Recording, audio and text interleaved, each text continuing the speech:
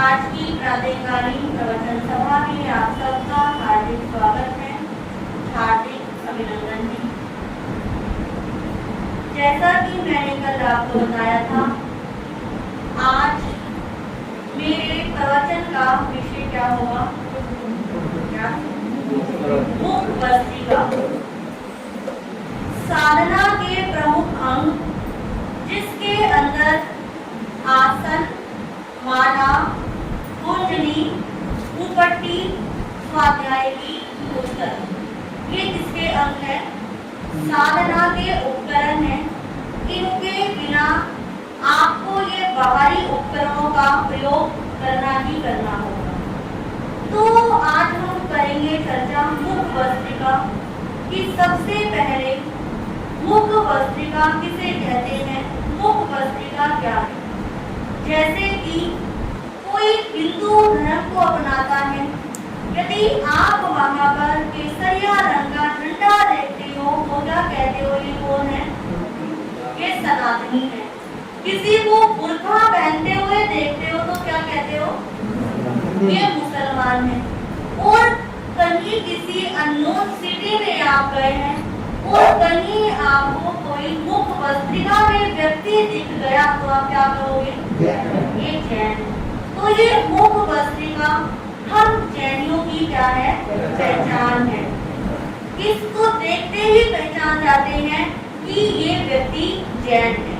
दूसरी बात, 4 गतियां होती है, अभी आप सुन रहे थे, नर गति, त्रियंश गति, मनुष्य गति और देव गति।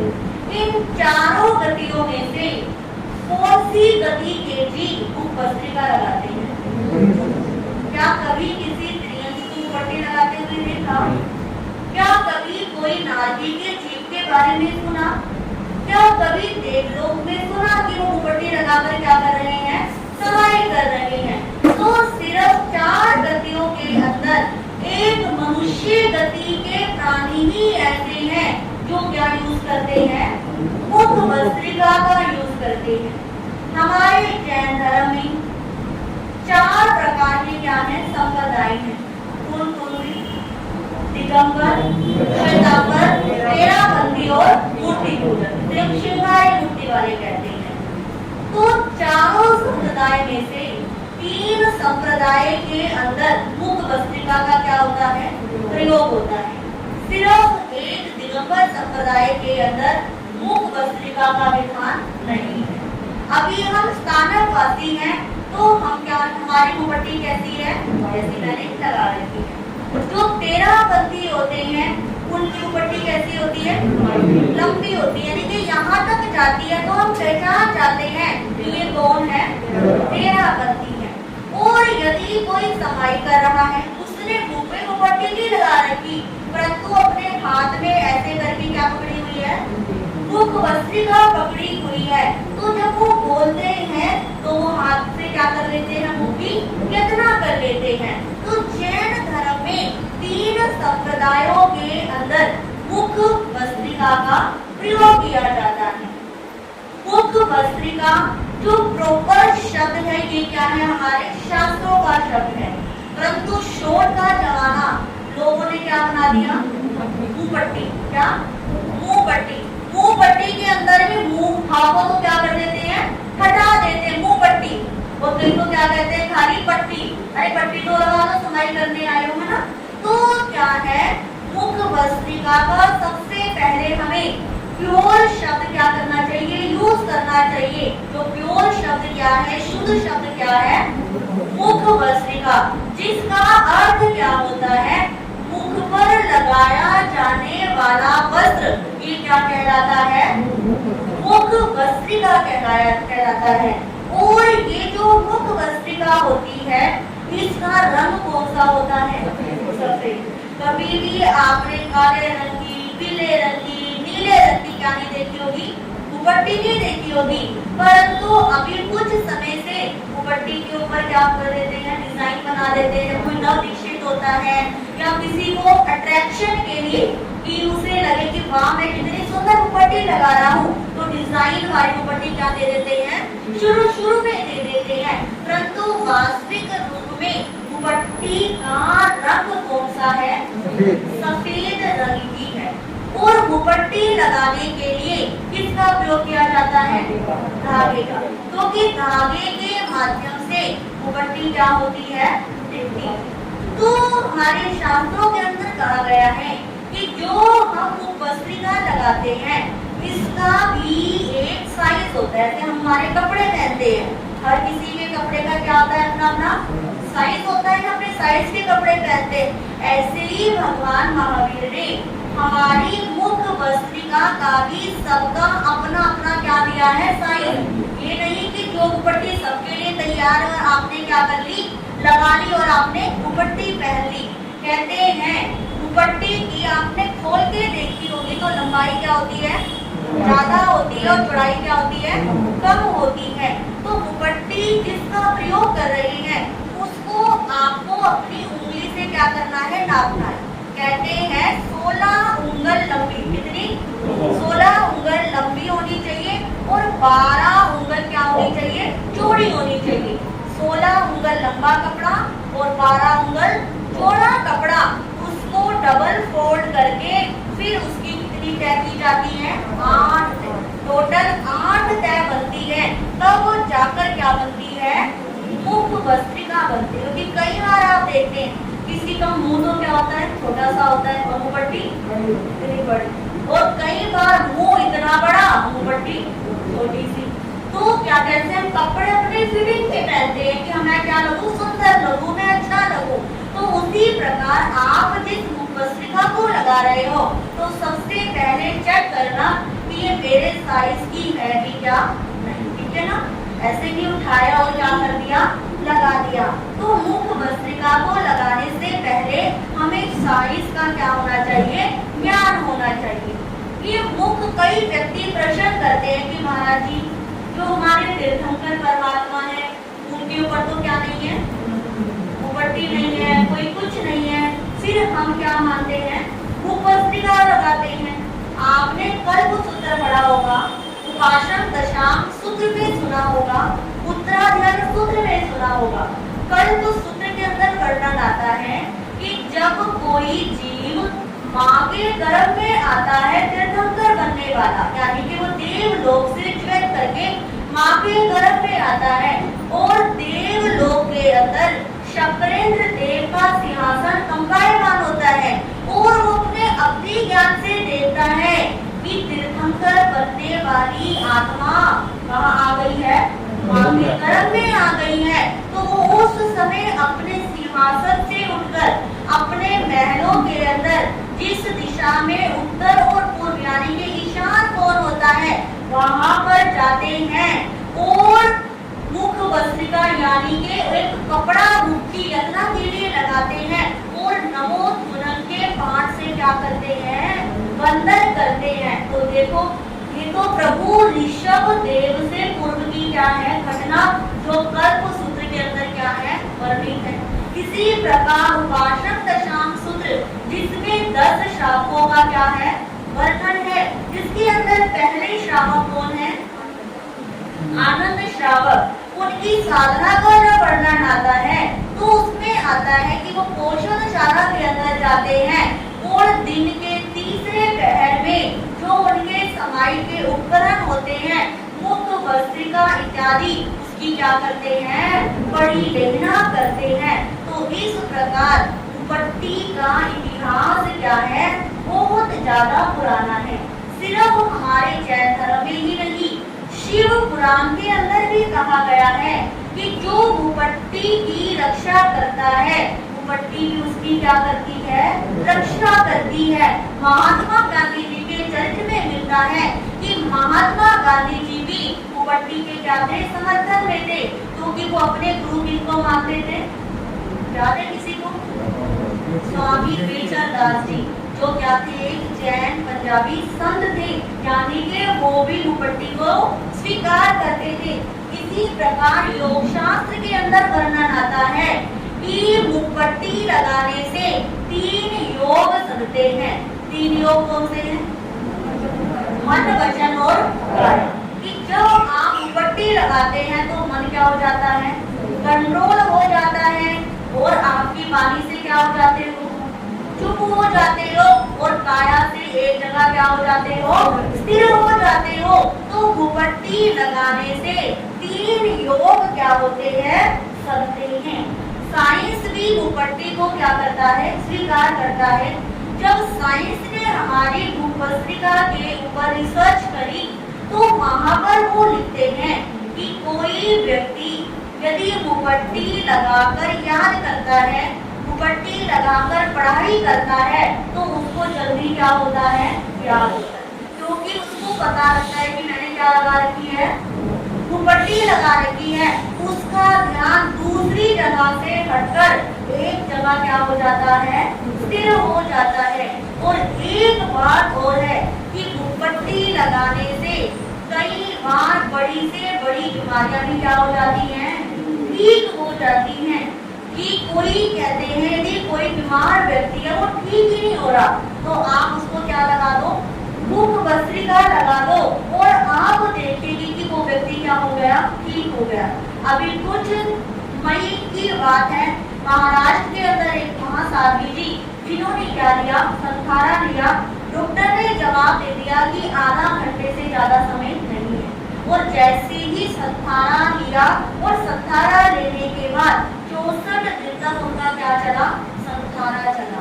तो ये किसका प्रभाव है, क्योंकि जब संथारा ले लिया तो मुंह से दुपट्टी क्या है, हटनी नहीं है। वैसे तो हम आहार करते हुए थोड़ी देर के लिए क्या कर लेते, दुपट्टी को उतार देते, परंतु जब संथारा ले लिया तो परमानेंट क्या हो जाती है, ऊपर दुपट्टी लग जाती है। तो देखिए, जहाँ तो डॉक्टर कह रहा था कि बचने की आधा घंटे से ज्यादा समय नहीं है, और कितना समय निकाला, 64 दिन निकाले। तो ये किसका प्रभाव है, दुपट्टी का प्रभाव है। तो दुपट्टी लगाने के पीछे बहुत सारे लाभ बताए हैं, जिसके अंदर पहला लाभ है कि दुपट्टी लगाने से वायु काल के जीवों की क्या होती है, यातना होती है। कैसी यातना होती है, कहते हैं कि इस ब्रह्मांड के अंदर, अभी हम इस हॉल में बैठे हैं, तो बहुत सारे सूक्ष्म क्या है, जीव है, जो हमारी आंखों से दिखते भी नहीं है। और जब हम बोलते हैं तो हमारे मुंह से गरम गरम क्या आती है, जो हवा निकलती है। तो हमारे मुंह से जो ये गरम गरम हवा निकलती है, इसका टेम्परेचर इतना हाई होता है कि जो बाहर के जीव हैं ये सहन नहीं कर पाते, और ये क्या हो जाते हैं, मर जाते हैं। और जब हम दुपट्टी लगाकर बोलते हैं तो जो हमारे गर्म हवा से निकलने वाले जीव हैं और बाहर के जीव हैं, उनके बीच में क्या आ जाती है, दुपट्टी आ जाती है। और फिर वायु काल के जीवों की क्या नहीं होती, हिंसा नहीं होती। इसलिए कहा जाता है कि दुपट्टी लगानी चाहिए। दुपट्टी लगाने से वायु काल के जीवों की क्या होती है, रक्षा होती है। दूसरी बात कहते हैं, दुपट्टी नहीं लगाने से हमारे ज्ञाना वर्णीय कर्म का बंद हो जाता है।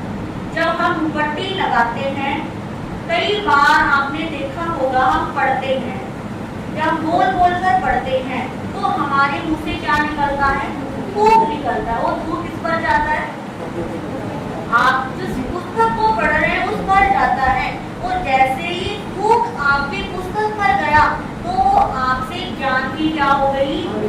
निराधना हो गई, यानी कि आपका ज्ञानावरणीय कर्म का क्या हो गया, बंद हो गया।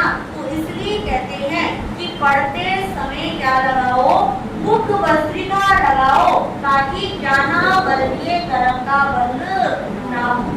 तीसरी बात कहते हैं कि जब हम बोलते हैं तो उससे थूक निकलता है, और कई बार हम अपने छोटों से बात करते हैं, बड़ों से बात करते हैं, और उनके ऊपर क्या जाता है, वो थूक जाता है। कई बार हमारे साथ भी ऐसा होता है कि जिसको विवेक नहीं होता वो व्यक्ति आते हैं और बोलने लग जाते हैं, उनका थूक कहाँ आता है, हमारे ऊपर भी कई बार आता है।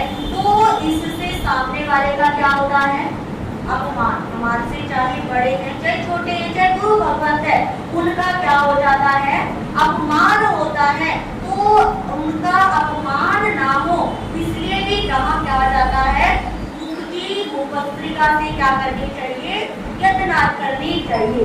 चौथी बात कहते हैं, मुपट्टी लगाने से हमारे भीतर शारीरिक और मानसिक तनाव क्या होता है, कम होता है। आप कई बार देखते होंगे, आपने महसूस किया होगा कि आपका शरीर निराल हो रहा है, कुछ करने का मन नहीं कर रहा, और जबरदस्ती आप स्थानक में आ गए, आपने समाई ले ली, तो एकदम से क्या हो जाते हो, ठीक हो जाते हो ना। आप प्रवचन भी अच्छे से सुनते हो, पाठ भी कर लेते हो, क्यों, क्योंकि मुपट्टी लगाने से आपको क्या मिल गई, एनर्जी मिल गई, आपका शारीरिक और मानसिक लेवल क्या हो गया, बढ़ गया। अगली बात कहते हैं, मुपट्टी लगाने से व्यक्ति की इमेज क्या होती है, बढ़ती है। क्या बढ़ती है, इमेज। अभी आप यहाँ पर आज बैठे हो, आपका कोई रिश्तेदार आया आपसे मिलने, तो वो क्या कहेगा, अरे भाई वो तो कहाँ बैठे थे, समाहित में बैठे थे, वो तो समाहित कर रहे थे। 10 जनों के बीच में आपकी क्या होगी, प्रशंसा होगी ना। यदि आपका कोई रिश्तेदार आया, बाहर ऐसे ही बैठे हो, तो क्या कहेगा, भाई समाहित भी कर लेता, तो आया था मुपट्टी लगा लेता, कम से कम महाराज जी के पास ही बैठ जाता। तो यदि स्थानक में आने के बाद मुपट्टी नहीं लगाई तो आपकी थोड़ी सी इमेज क्या हो सकती है, देखने वाला खराब कह सकता है। अगली बात कहते हैं, यदि आपने मुपट्टी लगाई हुई है और सामने वाला आपको गुस्सा दिला रहा है, कोई बात उसने ऐसी कर दी, तो आप तब का तब उसको क्या नहीं दोगे, जवाब दोगे गुस्से समाई में, क्या कहोगे, रुक जा, मेरी समाई आने वाली है, फिर मैं क्या करता हूँ, तुझे बताता हूँ। यानी कि समाई में व्यक्ति कठोर शब्द नहीं बोलता, कितना भी गुस्सा आ रहा हो, आप किसी को अपशब्द नहीं कहोगे, किसी के साथ गाली गलौज नहीं करोगे, क्योंकि कहते हैं जिसने मुपट्टी लगा ली वो कभी तलवार नहीं उठाएगा, वो कभी चाकू का प्रयोग नहीं करेगा, वो कभी अपशब्दों का प्रयोग नहीं करेगा, क्योंकि मुपट्टी लगाने से ऑटोमेटिक आपके अंदर क्या आ गया, कंट्रोल। किसी ने आपको कहा नहीं, और आपको खुद ही लगेगा कि मैं किसमें बैठा हूँ, अभी समाहित में बैठा हूँ, और मुझे क्या नहीं करने, अपशब्द गुस्सा नहीं करना। तो ये किसका लाभ है, मुपट्टी लगाने का लाभ है। कहते हैं एक बार एक परिवार था, परिवार के अंदर 4 सदस्य, मियाँ बीवी और 2 बच्चे। उस घर के अंदर हर रोज क्या होता था, झगड़ा होता था, और उस झगड़े से जो घर के बच्चे थे वो बड़े क्या हो गए, इरिटेट रहने लग गए, बड़े परेशान रहने लग गए। अब वो कहते हैं कैसे करें कि हमारे माता पिता लड़ना क्या कर दे, कम कर दे, ताकि हमारा ध्यान पढ़ाई लिखाई में लगे। अब कहते हैं बेचारे बड़े परेशान थे, माता पिता कुछ समझ नहीं आ रहा था। अब वो बच्चे कहते हैं कि कहीं घूम रहे थे रास्ते में, अब वो देखते हैं रास्ते में क्या थे, जैनी संत मिल गए। अब उन्होंने बच्चों ने संतों को क्या करा, प्रणाम किया, गुरुजी हम बहुत परेशान हैं, हम आपसे पूछना चाहते हैं, हमारे घर के अंदर हमारे मम्मी पापा क्या करते हैं, रोज लड़ते हैं, कोई ऐसा मंत्र दे दो हमारे घर में लड़ाई झगड़ा क्या हो जाए, कम हो जाए। तो गुरुजी कहते हैं बेटा मैं तुझे एक मंत्र देता हूँ। पूर्व संतों ने उन बच्चों को मुपट्टी दे दी और कहा कि जब तुम्हारे घर में लड़ाई हो, यदि पापा घर में लड़ाई कर रहे हैं पापा शब्द बोल रहे हैं तो मम्मी और तुम क्या कर लेना, दुपट्टी लगा के बैठ जाना। पापा कह रहे कब तक बोलेंगे, 2 शब्द बोलेंगे, 4 शब्द बोलेंगे और बोलकर क्या हो जाएंगे, चुप हो जाएंगे। यदि मम्मी को गुस्सा आ रहा हो तो पापा को क्या करना, पापा के मुंह पे दुपट्टी लगाना और तुम पापा के साथ क्या हो जाना, दुपट्टी लगा के बैठ जाना। अब मम्मी अकेली कब तक बोलेगी और धीरे धीरे करके घर का झगड़ा क्या हो जाएगा, शांत हो जाएगा। तो ये किसका प्रभाव है, दुपट्टी का प्रभाव है। बहुत से लोग कहते हैं कि महाराज कोविड के अंदर सारे क्या बन गए, कैसे बन गए, मास्क लगा के। कहते हो महाराज सिर्फ हमें तो सारे क्या है, चैनी है। पर हमारा जब गहराई से सोचे दुपट्टी और मास्क में क्या होता है, अंतर होता है। जो मुपट्टी होती है, मुपट्टी अभी आपने सुना, दुपट्टी लगाने के बाद आपके अंदर क्या रहा, विवेक रहा। क्या मास्क आपने लगाया, क्या तब भी आपके अंदर इतना विवेक था, नहीं था ना। फिर मुपट्टी और मास्क एक जैसे नहीं हो सकते ना। तो क्योंकि कहते हैं जो मुपट्टी होती है ये हमारे आंतरिक शत्रुओं पर क्या करती है, कंट्रोल करती है। और जो मास्क होता है ये बाहर के जो एंटीवायरस होते हैं उससे हमारी क्या करता है, सुरक्षा करता है। जो हमारी दुपट्टी होती है ये हमारे आत्मबल को बढ़ाती है और ये जो मास्क होता है किसको बढ़ाता है, हमारे बॉडी को क्या करता है, ये हमारी रक्षा करता है। तो ये दुपट्टी लगाने से हमें क्या मिलता है, प्रॉफिट मिलता है। दूसरी बात, दुपट्टी का प्रयोग किसके साथ किया जाता है, धागे के साथ। अब धागा हम लगाते हैं तो हमारे कान के पीछे क्या आता है, धागा आता है। कहते हैं हमारे शास्त्रों में बताया गया है कि जब हम पट्टी लगाते हैं कि धागा कान के पीछे आता है, कान के अंदर हमारी पूरी बॉडी के क्या होते हैं, पॉइंट्स होते हैं। और मुपट्टी लगाने से धागे के प्रेशर से वो पॉइंट क्या होते रहते हैं, दबते रहते हैं। और दबते रहने से बहुत सारी चीजें अपने आप क्या हो जाती हैं, ठीक हो जाती हैं। और कहते हैं, आप बहुत बार कहते हो कि महाराज जी आप लोगों का दिमाग क्या होता है, बड़ा तेज होता है। कहते हो ना कि एक बात पूछ लिया, एक बार देख लिया तो क्या रखते हो, याद रखते हो। और हमको क्या हो जाते हैं, भूल जाते हैं। आपकी बात मैं क्या बता रही हूँ, आपको बता रही हूँ। उसके पीछे कारण है कि हम सबसे ज्यादा मुपट्टी का क्या करते हैं, प्रयोग करते हैं। और आप सिर्फ एक समय, 2 समय, 3 समय, वो भी घड़ी देखोगे कब फटा, 1 मिनट भी ऊपर से नीचे नहीं होना चाहिए। फटाफट मुपट्टी क्या कर देते हो, उतार के रख देते हो। ठीक है, तो मुपट्टी लगाने से हमारा माइंड क्या रहता है, हमेशा सक्रिय रहता है। हमारे माइंड के अंदर शुद्ध एनर्जी जाती है और नेगेटिव एनर्जी से हम क्या हो जाते हैं, बच जाते हैं। तो वो मुपट्टी का प्रयोग हमें इस प्रकार करना चाहिए। एक और सबसे इम्पोर्टेंट बात कि आपसे मैं पूछूं, जब से आपने अपना होश संभाला है, जब से आपने मुपट्टी लगानी शुरू करी है, तो कितनी मुपट्टी लगा चुके होंगे आप, इसने काउंट भी नहीं, कोई भी नहीं, किसी को भी नहीं पता। तो देखो आप हर कोई थोड़े थोड़े समय के बाद क्या करता रहता है, दुपट्टी चेंज करता है। उस दुपट्टी चेंज करने के बाद क्या करते हो,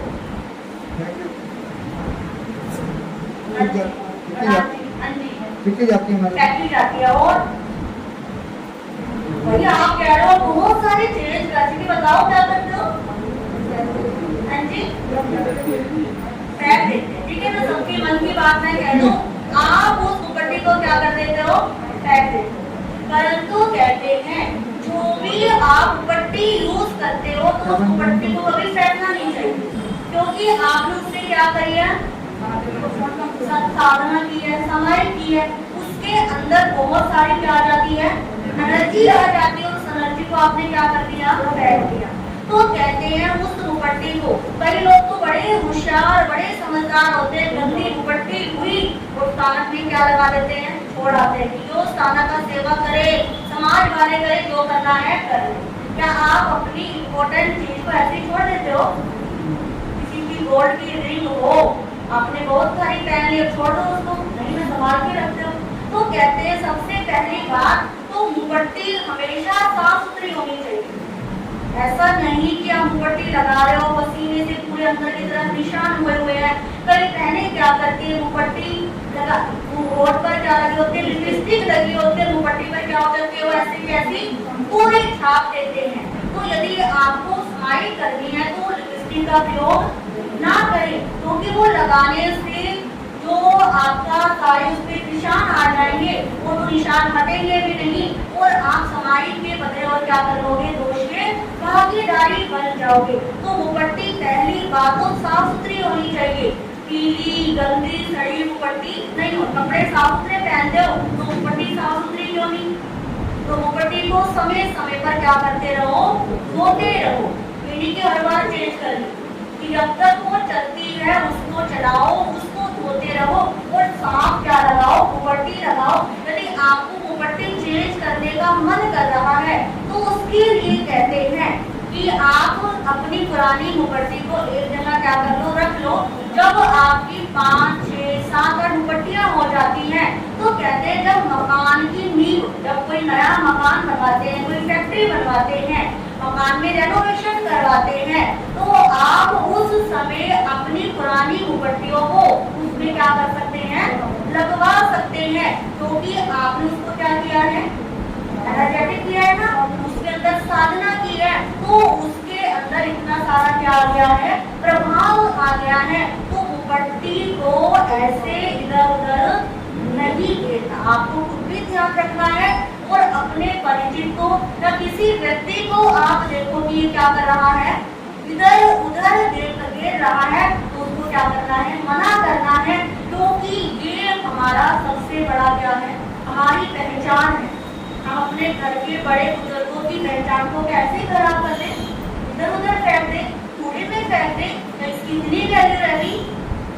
आज आप हमारी इतना मान सम्मान देते हो, वंदना करते हो, किसके बलबूते पे? आपने क्या लगा रखी है, मुपट्टी लगा रखी। मुपट्टी तो आपने नहीं लगा, इतना मेहनत तो हमारी मुपट्टी का है, उतना मेहनत भी आपकी मुपट्टी का ही है। तो अपनी मुपट्टी को इधर उधर ऐसे ना फेंकी, अपनी मुपट्टी का पूरा क्या रखे, ध्यान रखे। जितना आप मुपट्टी से प्यार करोगे, उसको साफ सुथरा रखोगे, उतना आपका समाज में क्या लगेगा, मन लगेगा। समाज सिर्फ 50 मिनट के लिए ही नहीं, कोशिश करो चाहे एक समाज कर रहे हैं, परंतु मन क्या होना चाहिए, समाजों में पूरी तरह दृढ़ होना चाहिए। दृढ़ तभी होगा जब बाहरी साधन से हम पूरी तरह क्या होंगे, तैयार होंगे। तो आज आपने सुना हमारी साधना का सबसे बड़ा उपकरण क्या है, मुख वस्त्रिका। इस मुख वस्त्रिका का प्रयोग कैसे करना चाहिए, कब से इसकी शुरुआत हुई और क्या इसको लगाने के लाभ हैं और कैसे इसको हमें प्रयोग करना चाहिए, ये सब बातें जो मैंने गुरु चरणों में रहकर सीखी, आपके पास रखने का क्या करा, प्रयास किया। और आशा करती हूँ सबको क्या आया होगा, समझ में आया होगा। आप कई बार आपके बहुत सारे डाउट होते हैं, आप क्या नहीं कर पाते, पूछ नहीं पाते या हमारे सामने आते भूल जाते हो। तो आज आप में से बहुतों के बहुत सारे डाउट भी क्या हुए होंगे, क्लियर हुए होंगे। तो इसको सिर्फ यहीं तक मत रखना, ये चीज आपकी सिर्फ 4 महीने के लिए ही नहीं, लाइफ टाइम क्या आने वाली है, काम आने वाली है। ठीक है, आपको देखकर दूसरे भी क्या पाएंगे, प्रेरणा पाएंगे। बस आपको किसकी जरूरत है, सतत जागरूक रहने की जरूरत है कि जो आपने सुना है उस पर क्या करना है, अमल करना है, चिंतन करना है, उस बात को ध्यान में रखना है। इन्हीं शब्दों के साथ मैं अपने विषय को विराम देती हूँ। अभी मिलकर गुनगुनाएंगे, उन सत्संग दे विच आओ, उन सत्संग दे विच आओ, उन सत्संग दे विच आओ, उन सत्संग दे विच आओ। सत्संग तीरथ सबसे चंगा, सत्संग तीरथ सबसे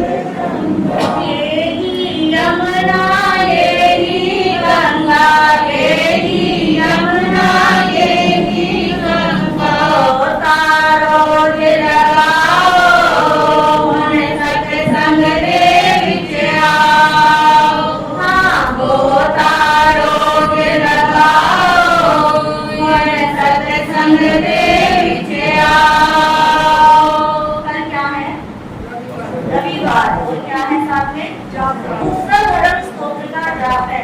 कल को माना भूल न जाना, कल को माना भूल न जाना, औरों को भी साथ में लाना, औरों को भी साथ में लाना। धर्म दलाली कमाओ और सत्संग दे विचे आओ। हाँ, धर्म दलाली कमाओ और सत्संग दे विचे आओ, और सत्संग दे विचे आओ, और सत्संग दे विचे आओ। तो सत्संग की श्रृंखला चल रही है। आज कितने दिन हो गए? कितने तारीख को धन्यवाद बैठा था? आज 19 तारीख है, ठीक है। तो यानी कि तकरीबन 9-10 दिन से वचन की श्रृंखला चल रही है। तो अब क्या है, जो जाग गए हैं बहुत अच्छी बात है, जो नहीं जागे हैं उनको भी जगा सकते हैं, जगाने का प्रयास कर सकते हैं। इन्हीं शब्दों के साथ मैं अपने विषय को विराम देती हूँ। आज शनिवार है, 12 घंटे के नकार मंत्र का जाप श्रीमती मीना जैन, राजेश जैन, B122 अहिंसा प्यार, इनकी तरफ से प्रशांत क्या चल रहा है? नकार मंत्र का जाप सुबह 6 बजे बिठा दिया गया था, शाम को 6 बजे तक रहेगा। तो जिन्होंने अपनी जाप की बारी लिखवाई है अच्छी बात है, जिन्होंने नहीं लिखवाई वो भी अपना क्या दे, एक माला करने का जरूर सहयोग दे। वो समय से पहले पहुंचने का भाव रखें। अगले शनिवार को इसकी तरफ से जाप है, मेरे पास आया नहीं है। यदि चंदन जी को लिखवा दिया तो अच्छी बात है, यदि नहीं तो भी वचन के बाद हमको लिखवा के जाना। कल शनिवार रविवार उत्सव स्तोत्र का जाप जो पिछले सप्ताह भी हुआ था, जिसके अंदर प्रभु पार्षनाथ की स्तुति उत्सव स्तोत्र के माध्यम से जो हमारे जीवन के कष्टों का क्या करती है, निवारण करती है, उपसर्गों को दूर करता है। ऐसा महान प्रभावशाली रिद्धिदायक स्तोत्र जिसका अनुष्ठान आपके क्षेत्र में होगा, जिसके अंदर पिछली बार भी काफी अच्छी संख्या में सबने डाल दिया था। तो आप कल भी सबको अच्छी संख्या में आना है। कल का जो जाप है वो हमारे प्रधान जी श्री भीमचंद जी जैन एवं हमारे भाई श्री सुभाष पारिक जी, इनकी तरफ से क्या है कल का जाप है। तो आपको ज्यादा से ज्यादा संख्या में लोगों को प्रेरणा देनी है कि जितने व्यक्ति आएंगे, जितना जाप करें उतना ही क्या है लाभ है। तो कल का जो समय रहेगा 8:30 से 10 बजे तक का रहेगा। तो उसके अंदर हमारे भाई आप दुपट्टे तो सभी लगाते हो, यदि कोशिश करो आप समाई के बस में बैठकर क्या करो, समाई करो। तो पक्के क्या लगोगे? श्रावक। जैसे हमारे प्रधान जी क्या लगते हैं, एक श्रावक जी लगते हैं, और भी भाई क्या करते हैं, समाई करते हैं। तो जो सिर दुपट्टे लगाते हैं थोड़ा सा प्रयास करो, समाई के वस्त्रों में क्या करें, पाठ करने का प्रयास करें। और कल कोई भी बहनी काले रंग के कपड़े से प्रयोग नहीं करेंगी, लाइट रंग के कपड़े पहनकर क्या करना है, पाठ करना है। दिन में 3 से 4 बजे रविवार को बच्चों की पाठशाला रखी है, जिसके अंदर बच्चों को धर्म से जोड़ने की प्रेरणा और कुछ धार्मिक चीजों को सिखाई जाएंगी। आपके घर में बच्चे पोता पोती उन सबको थोड़ी सी प्रेरणा दें और यहाँ पे लेके आने का प्रयास करें। पचकान किसी का आज उपवास, आज शामिल, कल 2-3 बहनों ने बातें पचकान लिए थे, पातना हो गया क्या? आगे पान पी लो, बैठो लो, दूसरे यानी का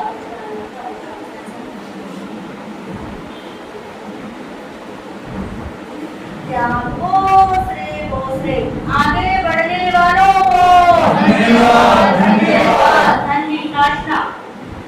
सविता जी और आपका नाम क्या है? तो चातुर्मास प्रारंभ से दोनों बहनें काटने कर रही हैं। इसके साथ किसी का आज का काटना हो, दूसरा तीसरा कोई भी काटना हो,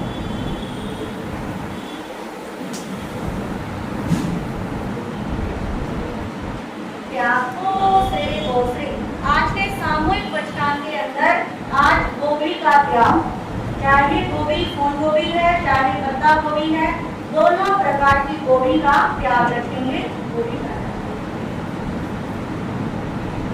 क्या भोसले भोसले और माला के अंदर श्री मल्ली नाथाय नमी की एक माला सभी करेंगे और 2 प्रश्न पूछने के लिए हमने कहा था, याद है, सुना था।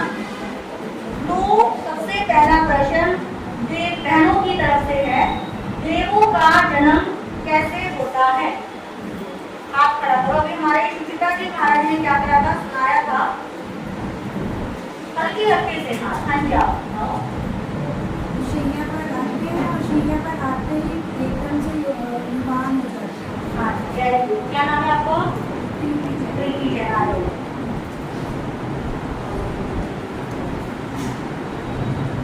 दूसरा प्रश्न हमारे भाइयों की तरफ, मुपट्टी और मास्क में क्या अंतर होता है? मुपट्टी और मास्क। हाँ जी, धीरज हो जाइए। मुपट्टी और आंतरिक घराटी और बाह्य को बचाती है। मुपट्टी हमारी बॉडी की रक्षा करती है, मुपट्टी हमारे आत्मा की रक्षा करता है और मास्क हमारी बॉडी की रक्षा करता है। बहुत सुंदर। हाँ जी,